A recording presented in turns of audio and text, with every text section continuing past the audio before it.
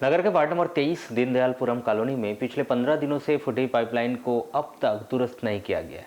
जहां समस्या का संज्ञान लेते हुए नगर पालिका के कर्मचारियों ने पाइपलाइन का फॉल्ट सुधारने के लिए बड़ा गड्ढा खोद कर यहां रख दिया है, लेकिन पिछले 8-10 दिनों से न तो फॉल्ट सुधारा गया और न ही गड्ढा बुझाया गया, जिसके चलते वहां आए दिन हादसे हो रहे हैं।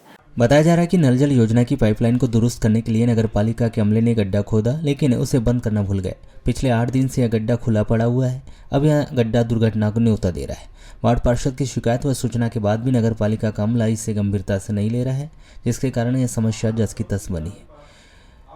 जानकारी के अनुसार वार्ड क्रमांक 23 में जल आवर्धन योजना की मुख्य पाइपलाइन क्षतिग्रस्त हो गई थी, जिसके कारण पानी व्यर्थ में बह रहा था। वार्डवासियों को पेयजल की समुचित आपूर्ति नहीं हो पा रही थी। वार्डवासियों ने इसकी शिकायत वार्ड पार्षद से की थी। पार्षद ने मौके पर पहुंचकर वस्तुस्थिति का जायजा लिया। नगर पालिका परिषद बालाघाट के जल प्रदाय शाखा प्रभारी को इसकी सूचना दी, लेकिन नगर पालिका अमले ने इसे गंभीरता से नहीं लिया। लगातार सूचना देने और शिकायत करने के 8 दिन बाद भी नगर पालिका अमले ने मौके पर पहुंचकर गड्ढा खोदकर औपचारिकता निभा दी, लेकिन समस्या का निराकरण नहीं हुआ। खोदे गए गड्ढे को बंद करना भूल गए। पिछले 8 दिनों से गड्ढा खुला पड़ा हुआ है, जिसमें मोहल्ले की एक बालिका गिरकर मामूली रूप से घायल भी हुई। वहीं खुले में गड्ढे के कारण कभी भी यहाँ गंभीर हादसा हो सकता है।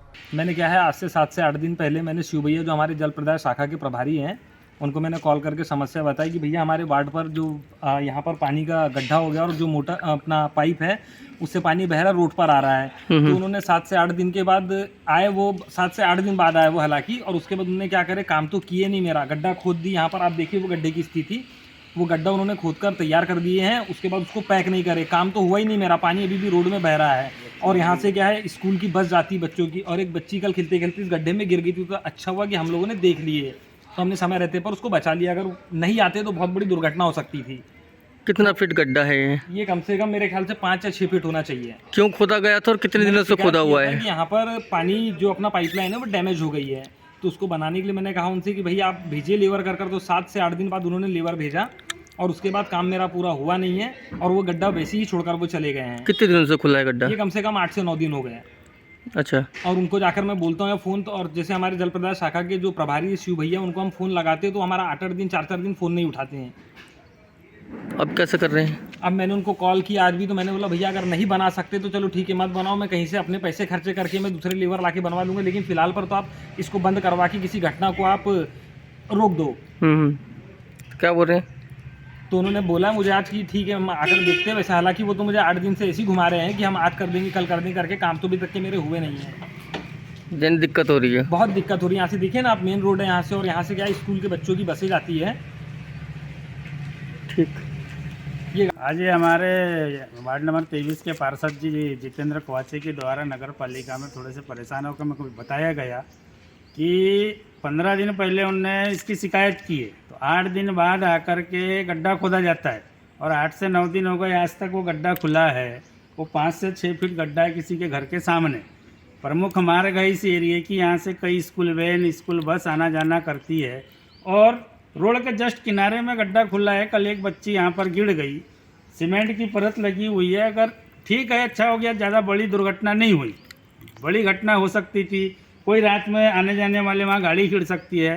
तो नगर पालिका इतनी निरंकुश हो चुकी है कि 8-8 दिन गड्ढा खुला रख रही है, और पीने जैसी पानी की चीज़ है, वहाँ से पानी लीकेज है, वो नहीं बना पा रहे हैं, और ठेकेदार का भुगतान पे भुगतान कर रहे हैं।